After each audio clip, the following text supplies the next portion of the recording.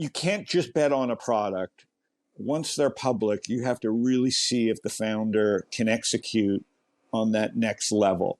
And I think what we've seen with Web 2 is Apple and Google and Microsoft are the ultimate gatekeepers. And until we can poke a hole in their power, why do you want to invest if you know you're capped by Apple, Google, and Microsoft, or at the whim of whether they kick you off their app store, or whether the whim of teams in the enterprise space, teams adding your feature and just squeezing you? So we need to see a break in that, like those three companies, or at least somebody can crack that code. That's played out. And what part of the fintech stack are you looking at, as well as the social trading side and your thesis there? So our first bet was around onboarding. So I started StockTwits. We invested in eToro. We were seed investor. We were seed investor in Robinhood. So we really believed in, you're a user of Koifin. So anything that allowed this next 100 million people that would want to invest, give them the tools to quickly get on board, right? And that happened. And that's exciting. And the media hates it now because it's a bear market. But there's bear markets every generation the last 100, 200 years. They're forgetting going back even further. So what people do with these tools, we're not happy with. But that's just how the world works, right? Human behavior is human behavior. But they're here to stay. What happens next is, let these VCs with all this money will try and create the next 10 Robinhoods. We don't like that idea, because that idea worked in a 0% interest rate world, right? You can't build a product that's 10 times better than Robinhood. Robinhood was 10 times better than E-Trade and the competitors. But if you're going to go start next Robinhood, could you really build something that's 10 times better than Robinhood? And knowing that you got to go raise $4 billion to get 15 million users, which VC is going to fund that? So in that world, if you really want to invest in the next Robinhood, what I've been doing finally is buying back Robinhood, because they're going to survive. There's no guarantee that they'll be able to execute, but they have no competition coming up from below. And at $8 billion, Robinhood, their next competitor, Schwab, is at $160 billion. So why would someone invest in the next Robinhood when you can buy Robinhood that already has 15 million users and all this knowledge, good and bad, of how to run a brokerage business? So the Web 2, this goes back to say, the Web 2 leaders that survive this will come out stronger than ever. And then you're betting on at least just execution of product and continued wallet share. So our next view of financial services is around helping that 1 to 10% people manage their money. And that's building tools for RIAs and financial advisors to actually do a better job with their clients. And that's B2B type products that aren't sexy, that allow this next generation of RIAs and people that want to manage their own money or have RIAs manage their money, communicate better, see their portfolio better, access more unique opportunities together. That's not sexy, but we think there's a lot of $100 to $300 million companies to be built there.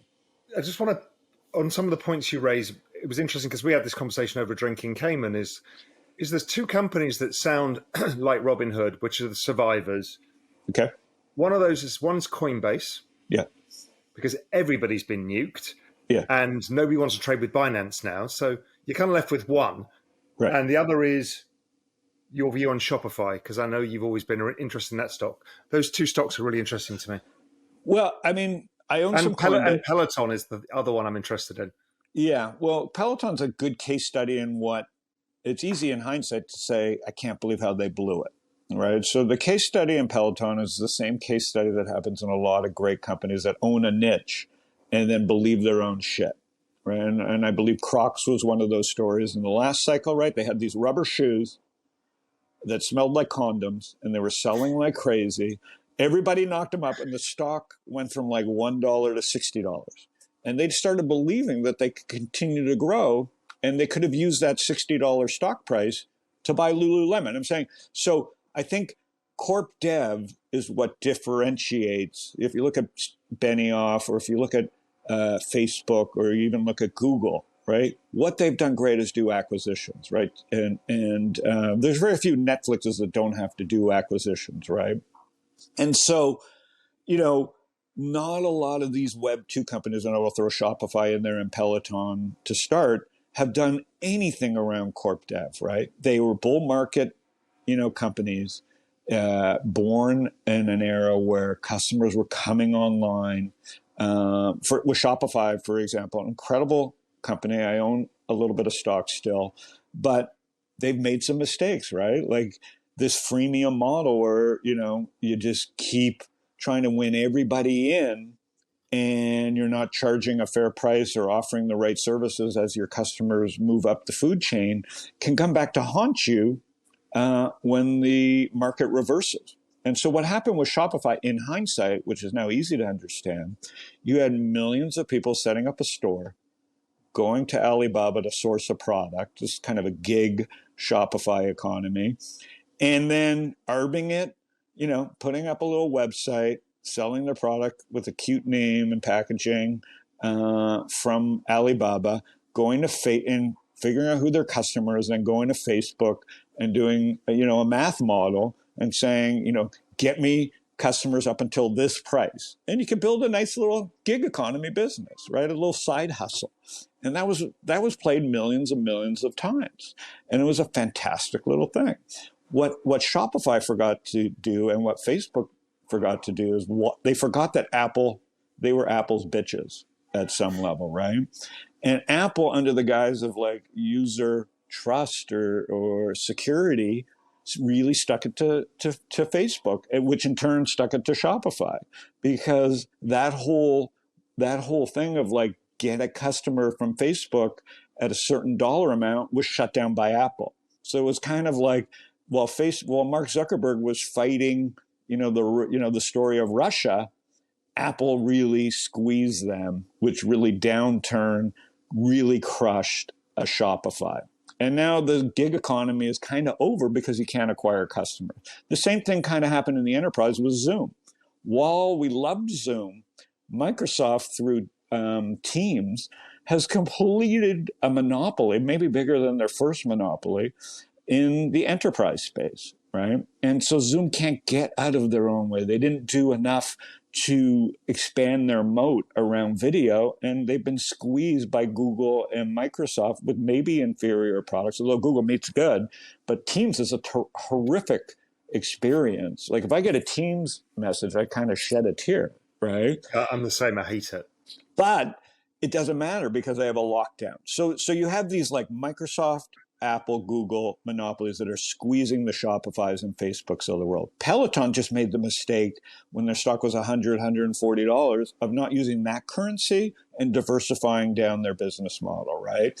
And there were many other mistakes. Should Raoul and Howard be able to create their own half-hour, riding show while talking stocks? But they made it the experience where you had to use a Peloton instructor, and they didn't kind of open the experience to everybody being a trainer. It could have even been a Web3 experience, would have worked really well as a community experience. But they blew it. They can't get that momentum back, and that was a disaster. And I remember riding that down till about $60 and finally gave up, luckily. So again, you can't just bet on a product. Once they're public, you have to really see if the founder can execute on that next level. And I think what we've seen with Web 2 is Apple and Google and Microsoft are the ultimate gatekeepers. And until we can poke a hole in their power, why do you want to invest if you know you're capped by Apple, Google, and Microsoft, or at the whim of whether they kick you off their app store, or whether the whim of Teams in the enterprise space, Teams adding your feature and just squeezing you? So we need to see a break in that, like, those three companies, or at least somebody can crack that code. Hopefully Elon, he just spent about an hour on this and then moved on to other things. He got in Tim Cook's jaw or his grill about, Twitter and getting kicked off the App Store. And he lost his attention after about 2 days. We need someone like Elon Musk to focus on Apple, Google, and Microsoft, not on Fauci and politics, right? We need to have people that are attacking the giants with a very focused, concentrated effort to say these companies are not good for growth anymore. They're great companies. They're incredible products. as a whole, the consumers are benefiting, but it can't just be the consumers that are benefiting anymore. If we're going to get to the next bull market, it can't just 100% be about the consumers. It has to be about the best products. And we have to get people excited about experimenting with new products. And otherwise we're locked in these silos, and we have these new overlords that contain growth. So And so that's kind of the tough part about this market. You really have to think top down and bottom up of like who your enemy is and who's going to cap you. And it's complicated right now. We hope you enjoyed the video. At Real Vision, we help you understand the complex world of finance, business, and the global economy with in-depth analysis from real experts. Join the revolution at realvision.com.